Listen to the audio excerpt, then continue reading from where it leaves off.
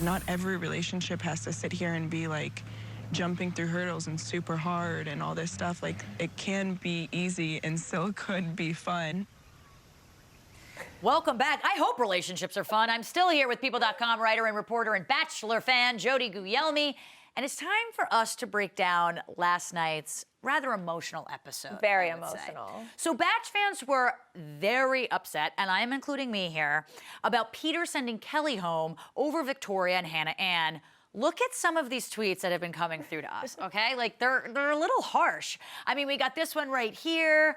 I mean, Kelley is just absolutely perfect. In conclusion, Peter likes drama, and Kelley deserves better.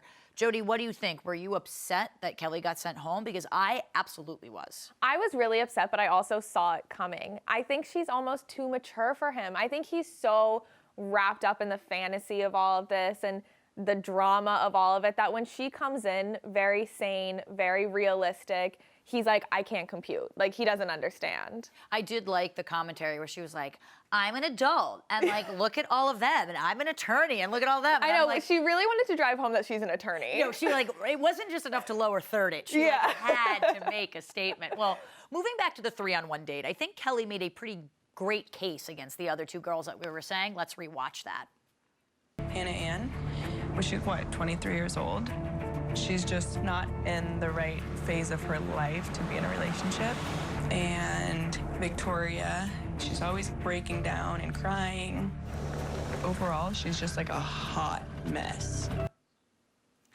I mean, would you agree with Kelley's statements? I mean, she's not wrong. She's not incorrect. Right. And I think, you know, like, someone who's in her 30s, like I look at someone who's like 27, 28, and someone who's 23, and I'm like, oh, they're in their 20s. But there is a big maturity gap between a 23-year-old and a 27, 8-year-old, right? Oh, for sure, yeah. And I mean, it'll be interesting when we go to the Women Tell All to hear how the women respond to what Kelley had to say. Yeah, she basically called them stupid. Yeah, and she was like, I'm in a different league. Yes. And I'm better than you. And I'm an attorney. Yes. Well, let's break down the final 4 girls that he chose last night, starting with the youngest of them all, Hannah Ann. Here's a clip from her emotional moment with Peter. This week has just been really hard on me. Because just, like, the thought of this could be one of our last times talking, and, like, I don't want to tell you goodbye. That has just weighed so heavy on me. I don't know. Do I believe her? Are the emotions real? I'm having conflicting thoughts about Hannah Ann. What do you think? I don't know if I really believe it because, like, she nailed this. Peter loves tears, and Peter loves to be told that you love him. True. And she did both of those things. So part of me was like, ooh, she's just doing exactly what he wants to hear. Well, that's the thing. It felt more strategic than it did like heartfelt, because at the same time, if you're going to go on The Bachelor, you have to expect that every conversation could be your last one. Like, we're on the what season now? Like, it's just, you have to expect that. So for her to be like, it's been really hard, why hasn't every week been really hard? Why are you whipping that out now? And again, like, you know, to Kelley's point, every moment doesn't have to be full of tears. Right. Like, you can have fun. Most relationships are in the mundane of life, not like the most dramatic moment ever. I know. Well, speaking of drama, Victoria, of course, brought the drama. Take a look. It's like every single time we're together, I feel like you're always in a mood, and it's extremely frustrating because I feel like I just don't know how to, like, move forward if this keeps happening. Like, I don't get it. Okay, I have to give it up to Victoria, because when she was like, you're always in a mood, I was kind of like, that's a real thing that you would say to your boyfriend. Right, completely. I don't think that's right here, but I felt like that was a real thing that could happen in the real world. They kind of remind me of, like, that college couple you knew who were just always fighting, and you weren't really sure why they were still together.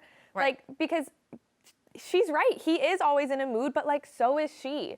She's always kind of hiding her face and crying and not sure what to say. And it's like, at what point, like, what is keeping you guys together? Right, well, I've never, and maybe, obviously there's editing and I know all that, but I haven't really seen any, like, real conversations between the two of them. Right. Like, I don't really know that much about Victoria, except I know one of her ex-boyfriends who played in front of them. Yeah. But that's kind of it. We don't go deep with her. I think there's a physical attraction that might be taking over, maybe, because otherwise I agree. There's really not much to go off of.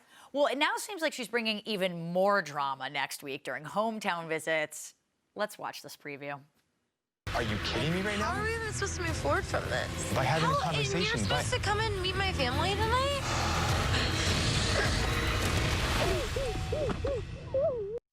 I mean, what do we think is going to happen? Do we think that Peter just loves, you said sexual attraction is obviously maybe the glue that's holding them together. Do you think he just loves drama?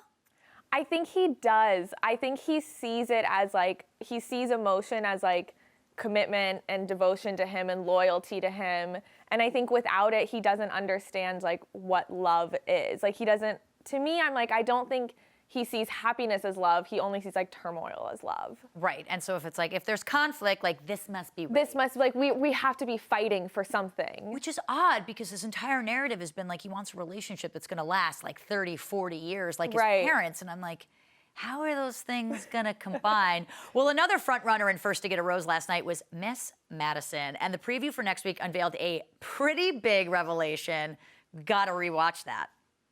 Peter doesn't know that I am saving myself for marriage. Don't let her go. That's what love stories are made out of. And God has placed her there for you. Bring her home. Bring her home to us. You know, every time we break down our top 5, that's how I feel about you. I'm just like, bring her home, bring her back to me. I love her. I love that. Do you think that Peter's mom was talking about Madison? Because I feel like that's at least what the previews are kind of saying. I do think it's possible because Madison, in the previews, we hear her say, like, if you were to sleep with anybody else, I don't know what I would do. And then he admits to being intimate with somebody. So she very well could leave, and then he's freaking out because I think she's the front runner right now. I think so too. I mean, again, like, it is a little weird to kind of whip that out right at hometown. Right. You almost feel like it should be said, maybe not on the first date, but kind of up front. Because Peter's whole, like, sexual attraction to Hannah was very, you know, on the front burner at the start of the relationship. We know who Peter is. Exactly. We don't know about the windmills, which is kind of like, why now? Feels kind of wrong. Well, last up, Kelsey, and I have a lot of opinions about her, but, you know, do you think she has a real chance at winning Peter's heart at the end?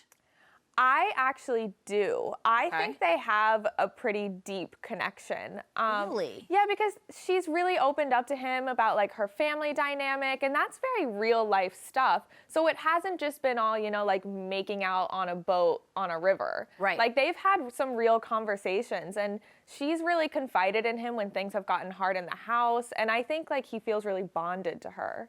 I think so. I think that's a very good point, and I think especially what happened with the other Victoria who got sent home, I believe, last week. He kind of trusted Kelsey almost throughout the entire process. Right. And I feel like he was waiting for one of them to mess up. But I think that he really trusted her. And even though she's brought the drama, I feel like the Champagne Gate, at first I thought he was being really nice to her because of the Champagne Gate, but now I'm like, oh, he just wants excitement to happen in his life, even if it's bad excitement. He loves a little crazy. Don't we all? All right. Well, let's talk about a pretty great fan theory that's been circulating that an ABC exec has neither confirmed nor denied. Basically, the theory is that Peter actually ends up with producer Julie LaPlaca. Have you heard this? I have, yes. Okay, so she's posted a pretty cozy photo of the two of them on Instagram, and also Peter's dad posted a photo from New Year's Eve with Julie out to dinner with the whole Weber family. And lastly, Julie has been seen wearing Seattle Seahawks attire, which is Peter's favorite football team. I mean, okay, the Seattle Seahawks thing might be a little bit of a stretch. She's a producer on the show. Selfies happen. But, like, what do we think? Do we want this to be real? What do we think the deal is? I mean, as a fan, you'd live for it. I desperately want it to be real. Living for it. Could you imagine? Could you imagine? Where it's like 26 people, 26 women, and he's like, oh, no. He's like, forget them. I've been with her in the back room the whole time. I'd literally eat everything up because now not only do the women have to compete with the other women in Hannah Brown, now they're competing with the producers. I know. And we've seen on The Bachelor, like there has been an instance where a woman was sent home for having like an inappropriate relationship with a producer. That's right. So for The Bachelor to then choose a producer, I mean, it would change the game. Do we think it's right? Oh, I don't know, but I really hope so. I know, it's like, as a fan, yes, but as like an actual person, like when my logic kicks in, it's probably not true. Yeah. I think that would have gotten out way before now. And could you imagine how pissed ABC would be at that producer? It would be game over. Oh, It's just like such a conflict of interest. It would be crazy.